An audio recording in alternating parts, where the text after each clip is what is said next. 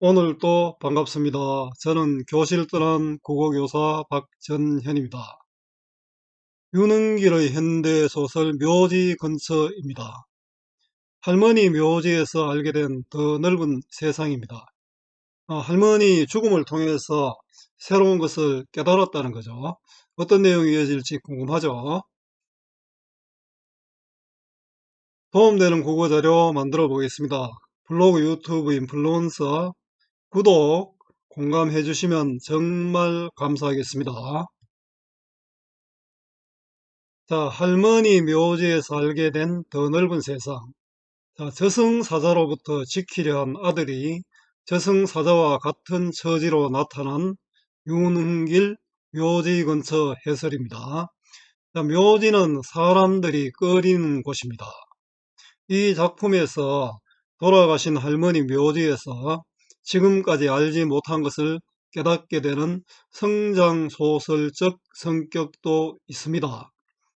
6.25 한국 전쟁 후 상인 군인들이 많았습니다. 저도 공다리를 한 다리 없는 사람들, 팔 대신 쇠갈고리를 한 사람들도 봤습니다. 지금은 국가에서 도움을 주고 있지만, 당시에는 그런 형편이 아니었습니다. 몸을 움직여야 먹고 살 수 있던 시절, 몸 불편한 그들은 보통 사람보다 더 힘들었을 것입니다. 더구나 외모가 흉하니 두려움의 대상이 되기도 했습니다. 제대로 다닐 수가 없으니 어두운 밤 소리도 질러보고 간혹 폭력적인 모습을 보이기도 했을 겁니다. 자, 할머니와 나는 그들을 저승사자로 생각했습니다.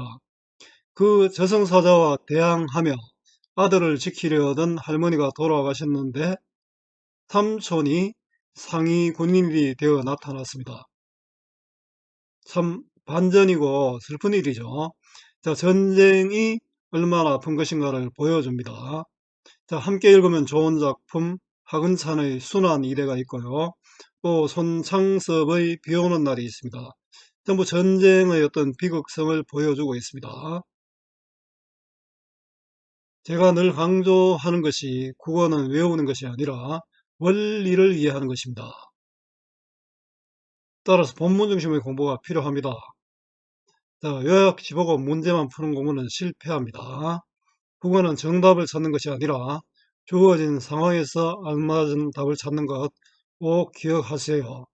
학교 시험에서는 뭐 정답인 것은 아니면 뭐 바르지 못한 것은 바른 것은으로 고쳐서 내기도 하는데요. 여러분들 뭐 공무원 시험이나 또 수능 이런 데서는 그런 문제 안 나옵니다. 문제를 풀어보는 것은 좋은데 본문의 이해가 우선입니다. 이해의 배경입니다. 이 작품은 소라단 가는 길이라는 작품집에 실린 11편의 연작소설 중 하나입니다. 이 연작소설은 환갑을 목전에 둔 초등학교 동창생들이 초등학교 운동장에 모여 저마다 겪은 한국 전쟁과 관련된 이야기를 돌아가며 하는 형식으로 되어 있습니다. 자, 이 작품은 전쟁의 비극성을 어린 아이의 눈을 통해 다각적으로 전달합니다. 전쟁의 폭력성에 의해 신체의 손상을 입게 된 인물이 겪는 아픔과 가족의 무사 귀환을 바라는 인물의 간절한 그리움, 그리고 전쟁의 상황 속에서 심리적 불안감과 인식의 혼란을 느끼는 어린 인물의 모습까지 진실하게 그리고 있습니다. 자, 작품 줄거리입니다. 묘지 근처는 유만재라는 인물이 겪은 어린 시절의 이야기입니다. 할머니와 어린 나는 밤마다 집 앞을 지나며 울부짖는 절름발이 사내. 이 절름발이 사내는 결국은 전쟁 때 불구가 된 그런 사내겠죠. 그런 외모도 흉측한 데다가 사람들도 보기 싫어하니까 밤에 나와서 울부짖고 막 울고 절규하겠죠. 절규하며 가는데 이 소리를 들은 사람들은 저 사람이 저승사자다 이래 생각한 거죠. 둘째 삼촌을 데려갈 저승사자라고 생각합니다. 그래서 할머니와 나는 환하게 불을 밝히고 매일 밤 그와 맞서며 적대감을 키워갑니다.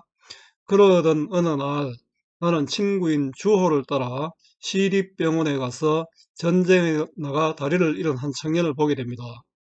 나는 다리를 잃은 그의 모습과 귀에 익은 울부짖음의 소리를 듣고 그가 매일 밤 집 앞을 지나가는 저승사자라고 믿게 됩니다. 며칠 후 다시 집 앞을 지나며 울부짖는 사내와 대면을 하게 된 나는 저승사자가 시립병원의 그 사내가 아니었음을 알게 됩니다. 결국 할머니는 해토머리까지 저승사자로부터 아들을 지키겠다는 소망을 이루지 못하고 봄이 오기 전에 세상을 뜨게 됩니다. 자, 해토머리가 온 어느 날 그토록 기다렸던 삼촌은 결국 저승사자와 같은 상위 군인의 모습으로 나타났습니다. 삼촌이 그런 모습이 안 되려고 했는데 삼촌이 그 상위 군인으로 나타났으니까 참 슬프죠. 자, 감상하기입니다. 앞부분 줄거리. 할머니와 어린 나는 밤마다 집 앞을 지나며 울부짖는 절름발이 사내가 참전한 둘째 삼촌을 데려갈 저승사자라고 생각하며 적대감을 드러낸다. 자, 사내가 저승사자라고 생각하는 할머니와 나. 사실은 이 울부짖는 절름발이 사내는 상처를 전쟁에서 이렇게 불구가 되었는데 얼마나 억울합니까? 그 밤에 뭐 술도 한잔 먹고 이래서 절규하고 고함도 치고 이렇게 다니겠죠. 그 모습을 이제 저승사자라고 생각했겠죠. 자, 할머니와 내가 사내에게 적대감을 느끼는 까닭인데요. 사실 이 사람은 저승사자 아니죠. 이 주관적인 판단을 하고 있습니다. 자, 작품 배경이 당시 전쟁의 상황임을 보여줍니다. 그러던 어느 날 나는 친구인 주호를 따라 시립병원에 가서 전쟁에 나가 다리를 잃은 한 청년을 보게 됩니다. 전쟁에서 몸을 다친 상위 군인이죠. 상위 군인을 저승사자로 여기는 할머니입니다. 주호 말 맞다나 술 탓인지 아니면 난로불에 익은 탓인지 몰라도 자네의 얼굴은 대낮부터 벌겋게 상기되어 있었다. 주호는 내 친구로 상위 군인을 나에게 보여주려 합니다. 자, 아마 대낮부터 술을 먹었다는 것은 뭡니까? 자, 술을 먹는 이유는 즐기기 위해서 아니면 사는 것이 힘들었어죠. 전쟁에서 부상을 입은 상처로 정상생활을 하기 어려운 사내였기 때문에 그렇습니다. 기형의 그 흉측스러운 오른쪽 뺨만 아니라면 지난날 틀림없이 미남 소리 들었을 법한 매우 잘생긴 얼굴 바탕의 파란 청년이었다. 옛날에 잘생겼는데 전쟁으로 인해서 이렇게 흉측하게 바뀌었죠. 전쟁에 입은 상처로 인해 인생이 달라졌다는 것이죠. 그래서 더 비극성이 심화됩니다. 어쩐지 우리 둘째 삼촌하고 비슷한 상으로 느껴졌다. 그런 둘째 삼촌이, 자, 우리 둘째 삼촌 참 좋은 사람인데 상위 군인이 되었으니까, 이 비극적 결말과 또 연결되죠. 내가 개냐, 도야지냐, 왜 어따위로 음식이라고 날들어 먹으라는 거냐. 지금은 상위 군인을 나라에서 보상해 주지만 못하고 있네요. 당시만 해도 그렇지 않는 상황에서 나오는 행동이죠. 식탁 위의 식판을 노려보며 사내 청년이 식당 안에 요란하게 천둥을 내리쳤다. 큰 소리를 쳤다 이런 뜻이죠. 이 자식들이 나라에 몸바친 나를 뭘로 알고 상처받은 자신에 대한 불만과 울분의 표출이죠. 그 전쟁의 참상을 보여줍니다. 저도 그렇지만 여러분들도 전쟁을 한 번도 겪어보지 못했지만 전쟁은 정말 비극적입니다. 우리 임진왜란, 병자호란, 뭐 원나라 침략 이런 거 굳이 이야기 않더라도 전쟁은 엄청난 고통이 뒤따릅니다. 다음 사례로 청년은 곁에 놓인 보도장구를 집어들어 사정없이 번개를 때리기 시작했다. 막 집어던졌다는 거죠. 청년의 폭력을 비유하고 있습니다. 한 차례씩 보도장구를 휘둘 때마다 청년의 입에서는 짐승 같은 표 같은 울부짖음이 터지곤 했다. 보도장구는 불편한 몸을 지탱하는 도구고요. 자, 울부짖음은 짐승 표현 같은 울부짖음. 너무나 자기도 억울하잖아요. 그래서 막 고함치고 이런다 그죠? 한 방씩 되알지게 얻어막을 적마다 철제 식파는 쟁강쟁강 튀어오르면서 숨 넘어가듯 쇳소리로 비명을 내지르곤 했다. 쇳소리는 날카로운 소리죠. 자, 여기 보면 전쟁으로 인한 고통을 표출하는 청년이죠. 직유법도 쓰이고 또 의인법도 쓰였습니다. 자, 저승사자다. 자, 나는 청년을 보고 마을에 나타난 저승사자를 또 떠올립니다. 그윽 많이 귀에 익은 그 울부짖음을. 자, 이건 뭡니까? 청년의 고통과 아픔을 음성 상징어여 그윽 의성어죠. 의성어로 표현해서 현장감과 사실감을 줍니다. 듣고 있자니까 내 입에서 저절로 감탄이 새어나왔다. 저승사자가 뭐여? 상위 군인이지. 영문도 모르면서 주어란 놈이 옆에서 방정맞게 참견하고 나섰다. 자, 할머니가 나의 이야기를 모르는 주어죠. 아니다, 저승사자다. 나는 저승사자를 믿고 있다, 그죠? 아니다, 상위군인 아저씨다. 아니다, 우리 할머니가 저승사자라 했다. 자, 언쟁을 통해 아이들의 순수한 모습을 볼 수 있습니다. 자, 이 부분은 아이들의 시각으로 바라보고 있잖아요. 자, 이게 바로 주요섭의 사랑 손님과 어머니에 나타나는 오키가 바로 이런 모습입니다. 빡빡 우겨대는 나를 보고 주어는 자존심에 몹시 상처를 입은 눈이다. 나는 1인칭 화자죠. 병원에서 만난 상위 군인을 저승사자로 생각하는 나입니다.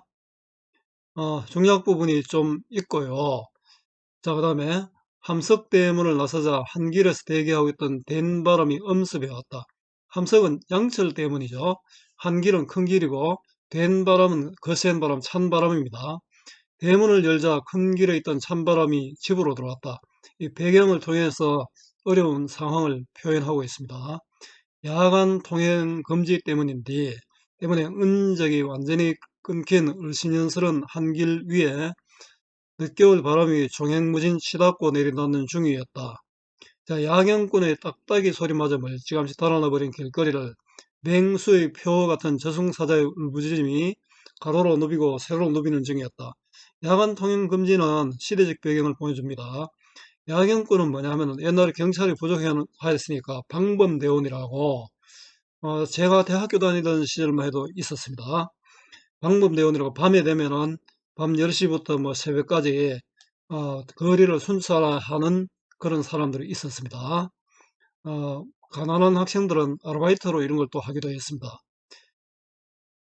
자, 딱딱이 소리마저 멀찌감치 달아나버린 길거리 맹수의 표효. 그래서 이 상위 군인을 통해서 그의 고통과 전쟁의 아픔을 지금 제시하고 있습니다. 그죠? 우리 유씨 일가족인 추위에 떨고 두려움에 떨면서 대문 앞에서 울부짖으며 접근하기를 초조히 기다렸다.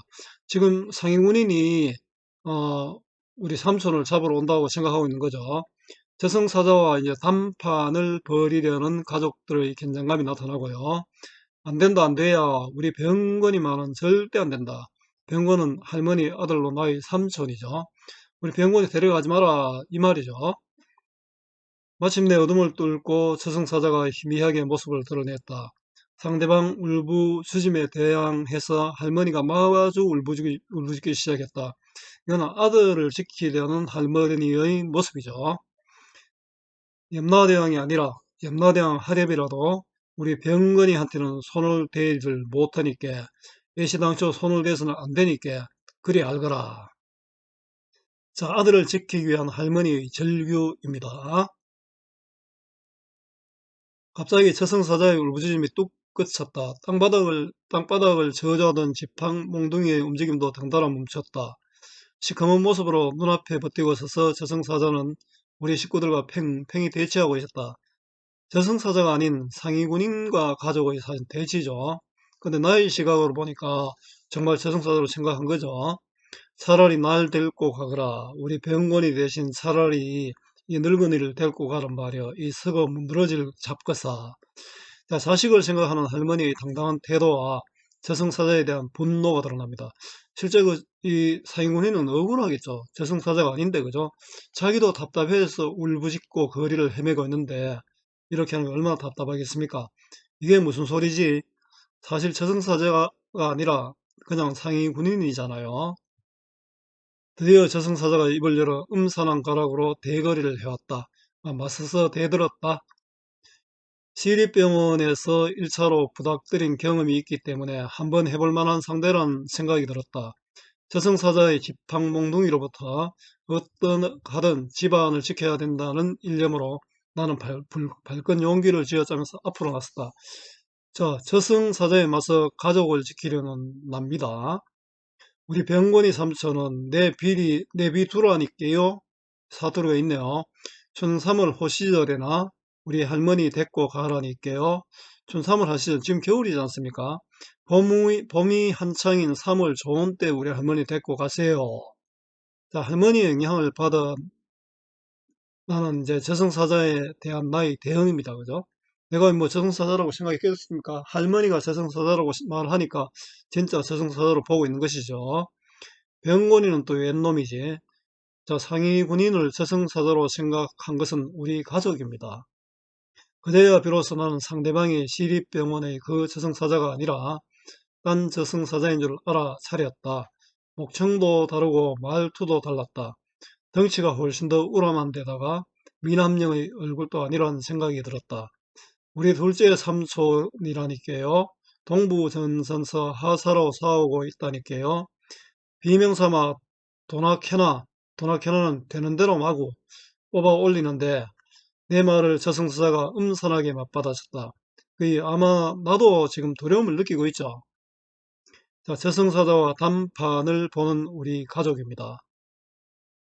너희 삼촌은 안 데려갈 테니까 걱정도 말아라. 내 말에 대한 반응이었고요. 그러나 할머니는 땅바닥에 철퍼덕 쓰러지는 바람에 정작 저승사자의 약속을 듣지도 못했다.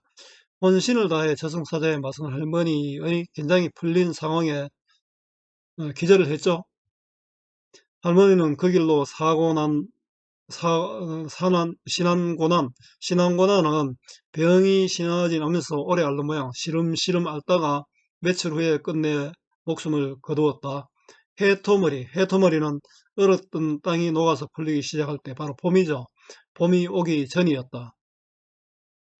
할머니의 장례 덕분에 나는 난생 처음 북망산은 무덤입니다. 죽어서 묻히는 산, 바로 공동묘지겠죠. 내 발로 직접 밟아볼 수 있었다. 그것은 결코 이 세상의 끝이 아니었다. 이건 뭡니까? 세상의 끝이 아니라, 자, 새로운 무엇이 있다는 거죠. 내가 알고 있던 것보다 훨씬 더 광대한 세계가 공동묘지 그 너머에 그득 펼쳐져 있다는 사실을 나는 그때 처음 알았다. 자, 할머니 죽음으로 알게 된 세상을 보는 눈입니다. 할머니가 그토록 기다렸던 해토물이 봄이 오자 어느 날부턴가 저승사자는 우리 동네 근처에 일절 범정하지 않게 되었다. 그리고 얼마 후 둘째 삼촌이 나무로 된 보도장구를 양쪽 겨드랑이에 낀 모습으로 집으로 돌아왔다. 자, 상위 군인이 된 삼촌이죠. 할머니가 제발 별일 없기를 바랐는데 얼마나 안타깝습니까? 나는 반가움보다 두려움이 더 앞서는 마음으로 둘째 삼촌의 오른쪽 뺨 부위를 일삼아 쳐다보고 또 쳐다봐야만 했다. 자, 시립병원에서 만난 저승사자와 같은 상처가 있을까 봐죠. 자, 그렇게 지키고 했던 삼촌이 상위 군인이 되었다. 전쟁은 그만큼 아픈 것임을 보여줍니다. 할머니의 죽음과 상위 군인으로 돌아온 삼촌. 자, 묘지 근처에서 내가 많은 것을 깨달았습니까? 자, 정리해 보겠습니다. 갈래는 현대소설 전쟁 후 소설이고요. 내가 살았잖아요. 성장소설이고 연작소설입니다. 성격은 사실적이고 실제를 바탕으로 했다는 뜻이죠. 체험적이고 또 회고적이고 또 비극적입니다. 주제는 6.25 한국전쟁이 남긴 비극이고요. 전쟁을 경험한 인물들의 상처와 아픔을 통해 보여주는 전쟁의 비극성이고요. 자, 특징입니다. 시점은 내부는 1인칭 주인공 시점인데 외부는 전지적 작가 시점입니다. 배경은 1950년대, 내부는 1950년대지만 외부는 1990년대 익산을 배경으로 하고 있습니다. 사투리 사용으로 향토성 사실성을 부여하고 있고요. 개인과 개인의 갈등을 통해 개인과 사회의 갈등을 보여줍니다. 인물들의 말과 행동을 통해서 전쟁의 비극성을 보여줍니다. 대부분 간접적 제시입니다. 말과 행동을 통해서 보여주니까요. 직접적 제시는 바로 보여주는 거죠. 말하기입니다. 상위 군인으로 돌아온 삼촌의 모습으로 비극성을 심화하고 있습니다. 어린아이 시선을 통해 전쟁의 참상을 제시하고 있고요. 자, 활동하기는 문제은행 활용하시면 됩니다. 자, 수고 많았습니다. 제가 살아있는 한 좋은 자료로 보답하겠습니다. 네이버, 구글 다음 어디서나 검색은 박전현입니다.